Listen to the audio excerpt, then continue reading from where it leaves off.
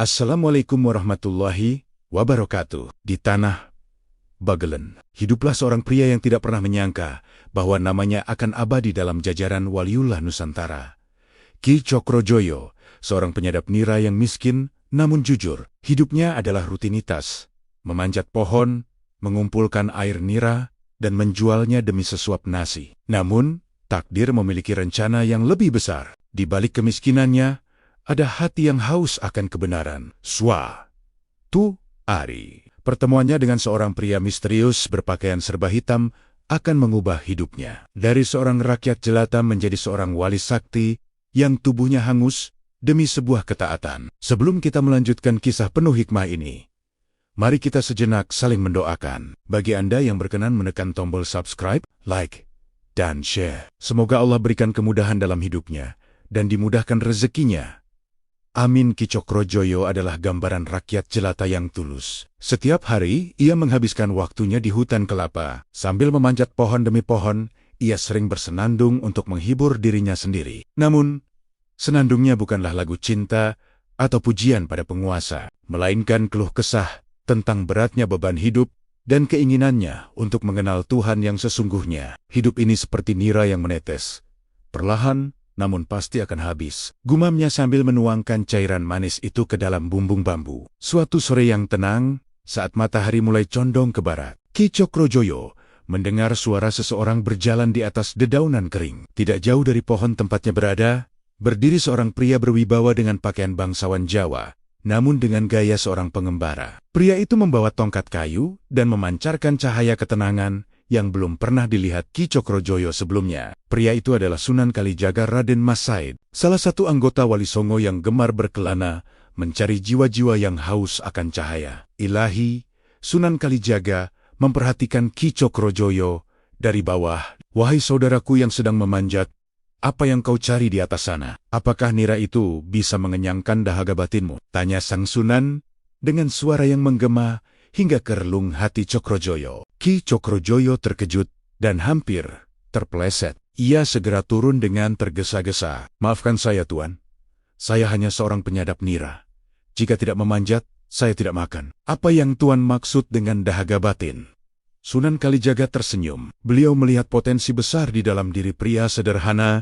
Ini sebuah kesetiaan yang tak tergoyahkan jika diberi jalan yang benar. Sang Sunan kemudian melantunkan sebuah tembang yang berisi ajaran tentang tauhid dan hakikat hidup. Setiap bait tembang itu membuat Ki Cokrojoyo terpaku. Ia merasa seolah-olah seluruh rahasia alam semesta sedang dibukakan di depannya. Tuan, siapakah Anda sebenarnya? Ajaran apa ini? Seumur hidup saya, baru kali ini hati saya bergetar hanya karena mendengar suara seseorang, ucap Cokrojoyo sambil bersimpuh di kaki sang Sunan. Sunan Kalijaga tidak langsung memberikan jawaban. Beliau ingin menguji sejauh mana kesungguhan hati si penyadap nira ini. Jika kau ingin belajar tentang nira yang sesungguhnya, nira yang berasal dari pohon keimanan, maukah kau mengikuti perjalananku? Ki Cokrojoyo mengangguk tanpa ragu. Saya rela meninggalkan segalanya, Tuan, asalkan saya bisa mencicipi manisnya iman yang Tuan bicarakan. Sunan Kalijaga kemudian menancapkan tongkatnya di tanah yang dipenuhi semak belukar dan pepohonan kering. Beliau berkata, tunggulah di sini, jangan pergi kemanapun sebelum aku kembali. Meskipun badai datang, meskipun bumi bergoncang, tetaplah di tempat ini sambil menjaga tongkatku. Cokrojoyo mengiyakan dengan penuh ketulusan. Beliau tidak tahu bahwa ujian ini bukan sekadar menunggu 1 atau 2 jam. Beliau tidak tahu bahwa ketaatannya ini akan membawa tubuhnya pada batas antara hidup dan mati. Sunan Kalijaga pergi meninggalkan Cokrojoyo sendirian di tengah hutan Bagelen. Hari berganti minggu, minggu berganti bulan. Ki Cokrojoyo tetap duduk bersila di samping tongkat gurunya. Ia tidak lagi memikirkan lapar, tidak lagi memikirkan air nira yang dulu menjadi tumpuan hidupnya. Lisannya hanya basah dengan zikir yang diajarkan sang Sunan secara singkat sebelum pergi. Namun, alam seolah ingin menguji keteguhannya. Hutan tersebut mengalami kekeringan hebat. Pepohonan mati, semak belukar menjadi sangat mudah terbakar. Penduduk desa di sekitar hutan mulai membakar lahan untuk membuka ladang baru tanpa menyadari ada seorang pria yang sedang bertapa di tengga-tengga area tersebut. Api mulai menjalar. Lidah api yang merah membara merayap mendekati tempat duduk Ki Cokrojoyo. Asap hitam mengepul, menutupi pandangan mata. Panas yang menyengat mulai membakar kulitnya. Namun, Ki Cokrojoyo tidak bergerak sedikit pun. Ia teringat janji setianya kepada sang guru. Jangan pergi kemanapun sebelum aku kembali. Api semakin membesar, melahap seluruh hutan kering di sekelilingnya. Tubuh Ki Cokrojoyo mulai tertutup bara dan abu panas. Ia tidak lari. Ia tidak berteriak. Baginya, perintah gurunya adalah harga mati. Namun, apakah Sunan Kalijaga akan kembali tepat waktu? Ataukah penyadap nira yang malang ini akan tewas terpanggang api sebelum ia sempat mencicipi manisnya menjadi seorang wali? Rahasia besar apa yang akan terjadi saat tubuhnya benar-benar hangus dan berubah warna? Waktu bukan sekadar angka bagi mereka yang telah menemukan jati diri. Bertahun-tahun lamanya hutan ini telah terbakar dan tumbuh kembali. Namun janji seorang hamba tidak pernah luntur oleh cuaca. Hari ini, sang guru kembali untuk menagih janji. Namun, apa yang ia temukan bukanlah lagi sosok penyadap nira yang lincah, melainkan seonggok tubuh yang telah menyatu dengan bumi dan api. Disinilah sejarah mencatat sebuah transformasi spiritual paling ekstrem di tanah Jawa. Saat kulit yang hangus justru menjadi saksi atas jiwa yang telah bercahaya. Setelah sekian lama berkelana menyebarkan dakwah Islam di penjuru Nusantara, Sunan Kalijaga teringat akan sebuah tongkat yang beliau tancapkan di hutan Bagelen. Dengan langkah tenang, namun penuh rasa penasaran, sang Sunan kembali ke tempat di mana ia meninggalkan Ki Cokrojoyo. Namun, pemandangan di depannya sungguh memilukan bagi mata manusia biasa. Area itu telah rata dengan tanah akibat kebakaran hebat beberapa tahun silam. Pepohonan kelapa yang dulu rimbun, kini gundul. Sunan Kalijaga melihat tongkatnya masih berdiri tegak. Namun di sampingnya, tertimbun gundukan tanah, abu, dan arang yang sudah membatu. Cokrojoyo, apakah kau masih di sana? Bisik Sunan Kalijaga. Beliau tidak mendengar jawaban suara, melainkan getaran zikir yang muncul dari dalam gundukan abu tersebut. Suara itu bukan keluar dari mulut, tapi seolah-olah berasal dari setiap butir debu yang ada di tempat itu. Sunan Kalijaga kemudian mendekat dan mulai menyapu tumpukan abu dan arang tersebut dengan tangannya. Perlahan, sesosok tubuh mulai terlihat. Namun, pemandangan itu sangat mengejutkan. Tubuh Ki Cokrojoyo tidak lagi berwarna coklat seperti rakyat jelata pada umumnya. Seluruh kulitnya, dari ujung kaki hingga wajah, telah berubah menjadi hitam legam hangus terpanggang panasnya api dan asap selama bertahun-tahun. Meskipun tubuhnya nampak seperti arang, Ki Cokrojoyo masih hidup. Ia bernapas dengan sangat halus. Saat Sunan Kalijaga menyentuh pundaknya, pria itu perlahan membuka mata. Mata yang kini nampak sangat bening, kontras dengan kulitnya yang hitam pekat. "Tuan, Anda sudah kembali," ucap Cokrojoyo dengan suara yang sangat tenang, seolah-olah ia baru saja terbangun dari tidur siang yang singkat, bukan dari penderitaan bertahan-tahan di tengah api. Sunan Kalijaga terpaku sesaat. Beliau melihat seorang hamba yang ketaatannya melampaui logika manusia. "Cokrojoyo, engkau telah membuktikan bahwa raga hanyalah titipan, namun ruhmu adalah milik Allah. Karena kulitmu yang sudah geseng hangus hitam demi menjaga amanah, maka mulai hari ini, engkau dikenal sebagai Sunan Geseng." Sunan Kalijaga kemudian mengajak muridnya itu menuju sebuah sumber air untuk membersihkan sisi-sisi abu yang menempel. Namun, keajaiban terjadi. Meskipun dibasuh dengan air berkali-kali, warna hitam di kulit Ki Cokrojoyo tidak hilang. Warna hitam itu bukan lagi karena jelaga, melainkan telah menjadi warna kulitnya yang permanen sebagai simbol tanda api ketaatan. Tidak hanya fisik yang berubah, Sunan Geseng kini dibekali dengan kekuatan spiritual yang luar biasa. Saat berjalan melewati pepohonan yang mati karena kekeringan, pohon-pohon itu mendadak menghijau kembali, seolah-olah menyambut kehadirannya. "Sunan Geseng, ilmumu kini sudah mumpuni. Sekarang, pergilah dan jadilah penyadap nira bagi jiwa-jiwa yang tersesat," perintah Sunan Kalijaga. Sunan Geseng bersujud syukur. Ia yang dulu hanya memikirkan cara mendapatkan nira kelapa, kini ditugaskan untuk menyadap hidayah ilahi bagi rakyat di tanah Jawa. Beliau pun memulai pengembaraannya, membawa tongkat dan kulit hitamnya sebagai bukti bahwa untuk mencapai cahaya, seseorang terkadang harus berani melewati api. Dalam perjalanannya, Sunan Geseng sampai di sebuah desa yang sedang dilanda ketakutan karena gangguan kawanan perampok yang kejam. Para perampok itu sering menindas rakyat kecil dan merampas hasil bumi mereka. Melihat sosok Sunan Geseng yang berkulit hitam legam dan berpakaian sederhana, para perampok itu justru tertawa mengejek. "Hei, orang hitam, kamu dari mana? Apa kamu baru saja keluar dari tungku dapur?" ejek pemimpin perampok sambil mengarahkan pedangnya ke leher Sunan Geseng. Sunan Geseng hanya tersenyum. Senyum yang begitu tulus hingga membuat para perampok itu merasa tidak nyaman. "Pedangmu tajam, tapi tidak bisa memotong kebenaran. Ambillah apa yang kamu mau dariku. Tapi jangan sakiti rakyat desa ini," ucap beliau tenang. Geram dengan jawaban itu, sang pemimpin perampok mencoba menebaskan pedangnya.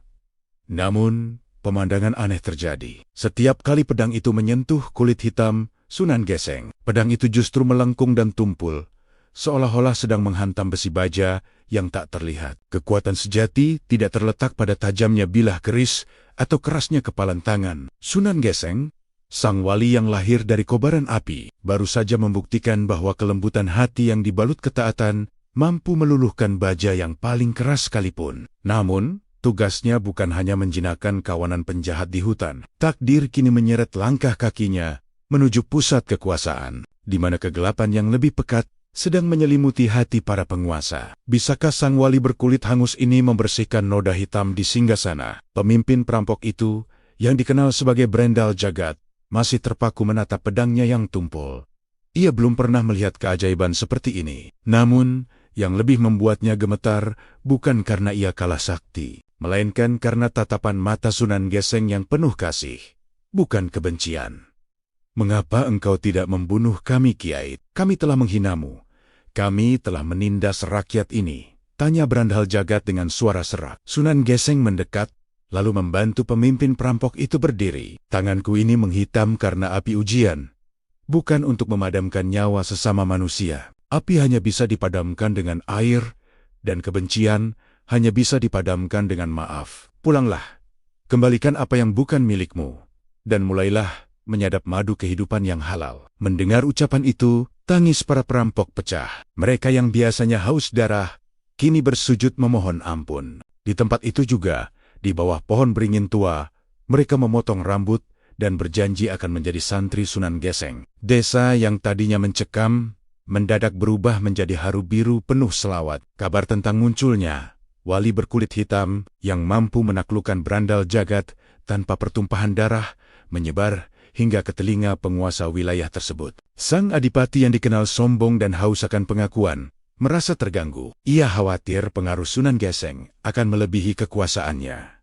"Panggil orang hitam itu ke pendopo. Aku ingin tahu apakah dia benar-benar sakti atau hanya tukang sihir yang menipu rakyat," perintah sang adipati kepada para pengawalnya. Sunan Geseng menerima undangan itu dengan tenang. Beliau berjalan kaki tanpa alas kaki, melewati hutan dan sawah, hingga sampai di depan istana kadipaten. Rakyat berkumpul di sepanjang jalan, ingin melihat sosok wali yang namanya sudah menjadi buah bibir. Saat Sunan Geseng masuk ke pendopo, sang adipati sengaja duduk di singgasananya yang tinggi, dikelilingi oleh para prajurit bersenjata lengkap. Ia ingin mengintimidasi sang wali dengan kemewahan dan kekuatan militer. "Kiai, aku dengar tubuhmu tidak membal saat ditebas pedang," ucap adipati dengan nada meremehkan. "Tapi apakah tubuhmu sanggup menahan beban kebenaran di istanaku ini? Rakyat memujamu karena mereka miskin. Tapi di sini, hanya mereka yang punya emas yang dihargai." Sunan Geseng hanya menunduk takzim. "Tuan Adipati, emas bisa dicari di perut bumi, tapi kedamaian hanya ada di perut hati. Tubuh saya hitam karena terbakar ketaatan pada guru saya. Saya datang bukan untuk emas, Tuan, tapi untuk mengingatkan bahwa ada noda hitam yang lebih pekat di sini." Adipati itu tersinggung. "Apa maksudmu? Hatiku bersih. Aku membangun gedung ini dengan kekuatanku." Sunan Geseng kemudian mengambil sebutir beras dari nampan hidangan di depannya. Beliau memegang beras itu dan membacakan sebuah doa. Seketika, beras itu berubah menjadi seberat batu besar. Adipati yang mencoba mengambilnya dari tangan Sunan Geseng langsung terjatuh dari kursinya karena tak kuat menahan berat beras yang ajaib tersebut. Di hadapan para bawahannya, sang adipati nampak sangat malu. Ia menyadari bahwa kekuasaannya tidak ada artinya di hadapan sebutir beras yang diberkati oleh seorang wali. "Tuan Adipati," ucap Sunan Geseng sambil mengembalikan beras itu menjadi normal. "Singgasana Tuan nampak megah, tapi di mata saya, Di atas hati Tuan, ada noda hitam sebesar telapak tangan. Noda itu berasal dari air mata rakyat yang tanahnya Tuan rampas secara tidak adil. Jika noda itu tidak dibersihkan dengan taubat, maka noda itu akan membakar Tuan lebih panas dari api yang menghanguskan kulit saya. Adipati itu terdiam 1000 bahasa. Ia mulai teringat pada kebijakan-kebijakannya yang menindas. Hawa dingin yang aneh mulai menyelimuti pendopo istana. Dan tiba-tiba, kursi singgasana sang adipati mengeluarkan asap hitam yang berbau busuk. Seolah-olah kursi itu menolak untuk diduduki oleh pemimpin yang zalim. Kesombongan manusia seringkali mengundang bala yang tak terduga. Saat sang adipati tersungkur oleh kebenaran, sebuah kutukan kuno bangkit dari dasar bumi. Wabah misterius menyerang, membuat kulit korbannya melepuh seperti terbakar namun terasa sedingin es. Di tengah keputusasaan ini, Sunan Geseng mendapatkan isyarat langit. Obatnya bukan terletak pada ramuan tabib, melainkan pada tetesan nira surga yang hanya tumbuh di puncak. Naga, sebuah tempat yang tak pernah terjamah manusia karena dijaga oleh entitas yang telah ada sebelum kerajaan ini berdiri. Suasana di wilayah Kadipaten berubah drastis. Rakyat yang tadinya sehat tiba-tiba jatuh bergelimpangan. Mereka mengeluh, merasakan panas membara dari dalam dada, namun tubuh mereka menggigil kedinginan. Yang lebih mengerikan, muncul berkak-berkak hitam di kulit mereka persis seperti warna kulit Sunan Geseng, namun bersifat membusuk dan mematikan. "Kiai, apakah ini kutukan karena kami pernah menghinamu?" tanya sang adipati dengan suara serak sambil menunjuk lengan bawahnya yang mulai menghitam. Sunan Geseng menatap langit dengan prihatin. "Ini bukan kutukan dariku, Tuan Adipati. Ini adalah cermin dari hati yang selama ini membakar hek-hek orang lain. Namun, Allah Maha Pengampun. Ada sebuah obat, namun jalannya sangat terjal. Aku harus mendaki puncak naga sebelum purnama tiba." Tanpa membawa perbekalan, Sunan Geseng memulai perjalanannya. Beliau hanya membawa tongkat kayu pemberian Sunan Kalijaga yang sudah nampak usang, namun memancarkan wibawa. Puncak naga dikenal sebagai tempat keramat. Konon, siapapun yang berani mendaki ke sana tidak akan pernah kembali, atau akan kembali dalam keadaan hilang ingatan. Semakin tinggi Sunan Geseng mendaki, udara semakin tipis dan dingin. Pepohonan di sana nampak aneh. Batang-batangnya meliuk-liuk seperti tubuh ular raksasa. Tiba-tiba, jalanan di depan beliau tertutup oleh kabut tebal yang mengeluarkan suara desisan yang memekakan telinga. "Siapa kau yang berani mengusik tidurku dengan aroma ketaatan yang menyengat ini?" Suara itu menggelegar. Dari balik kabut, sesosok makhluk raksasa muncul. Bukan naga dalam bentuk hewan, melainkan siluman naga dengan sisik hitam mengkilap dan mata berwarna merah membara. Makhluk itu adalah penjaga keseimbangan alam liar yang tak sudi melihat manusia menginjakkan kaki di puncaknya. Siluman naga itu menyemburkan api biru yang sangat panas ke arah Sunan Geseng. Namun, keajaiban terjadi. Api biru itu, yang sanggup melelehkan batu, justru meredup saat menyentuh kulit hitam Sunan Geseng. Kulit yang pernah hangus oleh api ujian itu kini menjadi perisai alami terhadap api manapun di dunia. "Aku tidak datang untuk menaklukkanmu dengan kekerasan," ucap Sunan Geseng tenang, sambil terus melangkah maju, meskipun api menyelimuti tubuhnya. "Aku datang untuk meminta izin mengambil nira dari pohon janur kuning di puncakmu demi menyelamatkan nyawa mereka yang sedang bertaubat." Siluman naga itu tertawa hingga gunung bergetar. "Manusia bertaubat? Itu adalah lelucon paling lucu yang pernah kudengar. Manusia hanya ingat Tuhan saat mereka sekarat." Makhluk itu menyerang dengan ekornya yang besar. Sunan Geseng tidak menghindar. Beliau hanya menancapkan tongkatnya ke tanah. Seketika, getaran dari tongkat itu menciptakan dinding pelindung transparan yang membuat serangan naga itu terpental balik. Melihat keteguhan dan kesucian hati Sunan Geseng, siluman naga itu akhirnya berhenti menyerang. Ia menyadari bahwa pria di depannya bukan manusia biasa yang haus harta atau sakti, melainkan seorang kekasih Tuhan yang derajatnya lebih tinggi dari jin manapun. "Kau unik, manusia hitam," desis sang naga sambil menundukkan kepalanya. "Kulitmu menghitam karena cinta, bukan karena dosa. Ambillah apa yang kau cari. Tapi ketahuilah, nira ini hanya akan menjadi obat jika yang meminumnya benar-benar membuang noda hitam di hatinya." Sunan Geseng sampai di puncak tertinggi. Di sana tumbuh sebuah pohon kelapa tunggal yang buahnya berwarna emas. Beliau memanjat pohon itu dengan lincah. persis seperti saat beliau masih menjadi Ki Cokrojoyo si penyadap nira. Namun kali ini, nira yang keluar berwarna putih jernih seperti berlian. Waktu seolah berhenti berputar saat maut mulai menjemput di setiap ambang pintu. Sang adipati telah sampai pada napasnya yang terakhir.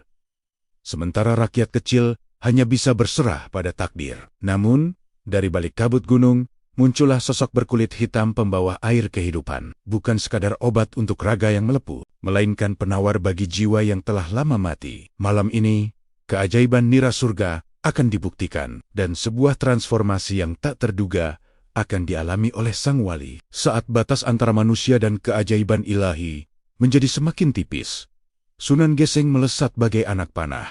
Medan yang terjal dan hutan yang lebat tak sedikit pun menghambat langkahnya. Saat beliau sampai di gerbang kadipaten, pemandangan memilukan menyambutnya. Ratusan orang tergeletak tak berdaya, tubuh mereka membiru dan dipenuhi bintik hitam yang mengeluarkan bau busuk.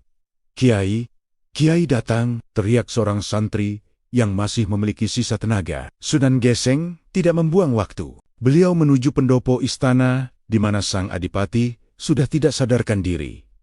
Detak jantungnya hampir tak terasa. Beliau membuka bumbung bambu tersebut. Seketika, aroma harum yang luar biasa memenuhi seluruh ruangan, mengalahkan bau busuk wabah dalam sekejap. Beliau meneteskan setetes nira jernih itu ke bibir sang adipati. "Bismillah, kembalilah atas izinnya," bisik Sunan Geseng. Keajaiban terjadi seketika. Begitu tetesan nira itu menyentuh lidah sang adipati, bintik-bintik hitam di kulitnya nampak memudar dan rontok seperti debu. Kulit yang tadinya membiru kembali memerah segar. Sang adipati tersentak, menarik napas panjang, seolah baru saja muncul dari dasar air. Tak berhenti di situ. Sunan Geseng memerintahkan para santri untuk mencampurkan sisa nira tersebut ke dalam sumur utama desa. Bagikan air sumur ini kepada seluruh rakyat. Namun katakan pada mereka, air ini hanya akan bekerja jika mereka berjanji untuk meninggalkan kezaliman. Satu persatu, rakyat yang sekarat mulai bangkit. Desa yang tadinya sunyi seperti kuburan,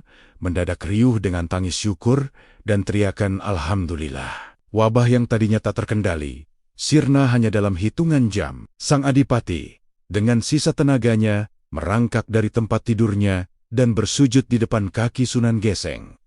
"Kiai, hamba bertaubat. Ambillah seluruh harta di istana ini. Berikan pada rakyat. Aku ingin menjadi pengikutmu yang paling hina," tangis sang penguasa pecah.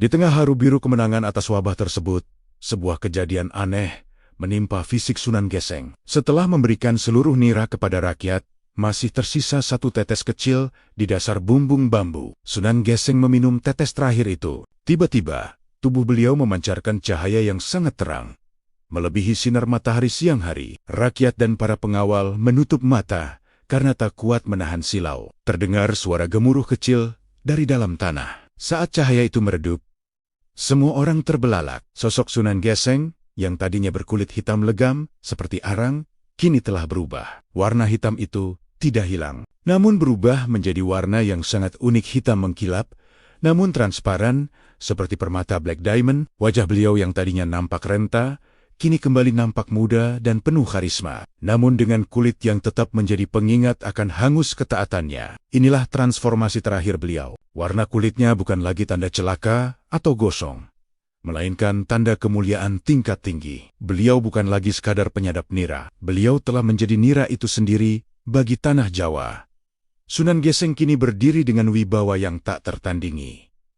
Namun, beliau tetaplah hamba yang rendah hati. Beliau menolak semua tawaran harta dari sang adipati. "Tuan Adipati, tugasku di sini hampir usai. Warna kulitku ini adalah pengingat bahwa siapapun yang berani masuk ke dalam api ketaatan, dia akan keluar sebagai emas. Jagalah rakyatmu, karena mereka adalah titipan Sang Halik," pesan beliau. Sunan Geseng kemudian memutuskan untuk membangun sebuah tempat ibadah yang sangat sederhana di pinggir sungai, tempat di mana beliau dulu sering menyadap nira. Beliau ingin menghabiskan sisa hidupnya untuk mendidik para perampok yang bertaubat dan rakyat yang ingin mengenal Tuhan.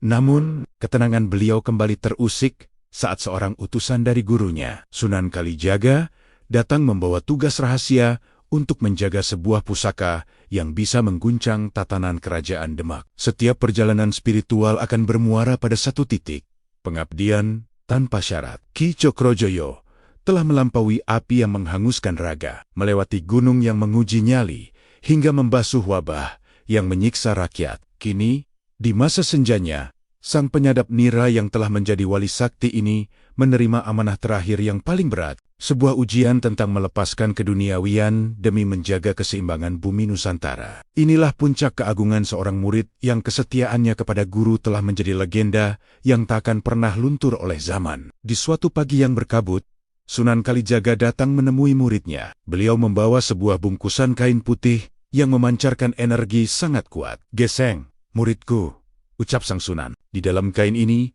ada sebuah pusaka yang tak kasat mata bagi orang serakah, namun sangat berat bagi orang yang benci. Aku ingin kau menjaganya, bukan dengan kekuatan kesaktianmu, tapi dengan kerendahan hatimu." Pusaka itu bukanlah keris berlapis emas, melainkan sebuah keyakinan yang disimbolkan dalam bentuk serat kelapa kering yang dijalin menjadi tasbih. Banyak orang akan datang mencarimu, mengira kau menyimpan emas atau senjata sakti. Hadapi mereka dengan senyummu yang paling tulus, pesan sang guru sebelum akhirnya menghilang di balik kabut. Benar saja, hanya dalam hitungan hari, kediaman sederhana Sunan Geseng di pinggir sungai didatangi oleh para pendekar dan penguasa dari luar daerah. Mereka mendengar kabar bahwa Sunan Geseng menyimpan pusaka puncak naga yang bisa membuat pemiliknya tak terkalahkan. Seorang pendekar besar bernama Ki Ageng Karang menyatroni Sunan Geseng. Ia membawa pedang raksasa dan dikawal oleh puluhan pengikutnya. "Hei, Wali Hitam, serahkan pusaka yang diberikan Sunan Kalijaga padamu, atau sungai ini akan berubah menjadi merah karena darahmu." "Hertag, Nia." Sunan Geseng, yang sedang menyapu halaman, hanya tersenyum. Beliau tidak mengangkat tangan untuk melawan. Beliau justru masuk ke dalam gubuknya dan keluar membawa bumbung bambu berisi nira yang segar. "Tuan, minumlah dulu. Perjalanan jauh pasti membuat Anda haus. Pusaka itu ada di dalam hatiku. Jika Tuan bisa mengambilnya dengan kebencian, silakan," ucap Sunan Geseng tenang. Ki Ageng Karang marah besar. Ia menebaskan pedangnya ke arah pundak Sunan Geseng. Namun, keajaiban terjadi. Pedang itu bukannya melukai, malah berubah menjadi lembek seperti pelepah pisang saat menyentuh kulit hitam permata sang wali, merasa dipermalukan. Ki Ageng mencoba memukul, namun tangannya justru lengket pada tubuh Sunan Geseng. Seolah-olah sang wali adalah magnet yang penuh kasih. "Lepaskan aku. Sihir apa ini?" teriak si pendekar. "Ini bukan sihir, Tuan. Ini adalah rasa cinta yang lebih kuat dari besimu," bisik Sunan Geseng. Seketika, Ki Ageng Karang lemas dan menangis. Ia merasakan seluruh dosanya terpampang di depan mata. Ia bersimpuh dan memohon diangkat menjadi murid. Tahun-tahun berlalu, Sunan Geseng terus mendidik ribuan orang dari berbagai kalangan. Namun, tubuhnya yang pernah terbakar api itu mulai menunjukkan tanda-tanda kelelahan. Beliau memanggil seluruh pengikutnya, termasuk mantan perampok dan mantan penguasa, yang kini telah menjadi santri-santri yang taat. "Anak-anakku," ucap beliau dengan suara yang semakin halus, "ingatlah awal mula perjalananku. Aku hanyalah seorang penyadap nira. Aku menjadi hitam karena aku patuh pada perintah guruku. Jangan pernah kalian mencari kemuliaan di mata manusia, karena kemuliaan itu hanyalah debu." Beliau kemudian menunjuk ke arah pohon kelapa tempatnya dulu sering memanjat. "Jadilah seperti pohon kelapa. Akarnya kuat memegang bumi iman, batangnya lurus menuju langit tauhid, dan buahnya memberikan manis kepada siapa saja tanpa membedakan rahmatan lil alamin. Meski kalian harus dihanguskan oleh cobaan hidup, tetaplah bersyukur." Pada suatu sore yang sangat tenang, tepat saat azan maghrib berkumandang, Sunan Geseng bersujud di atas sajadahnya.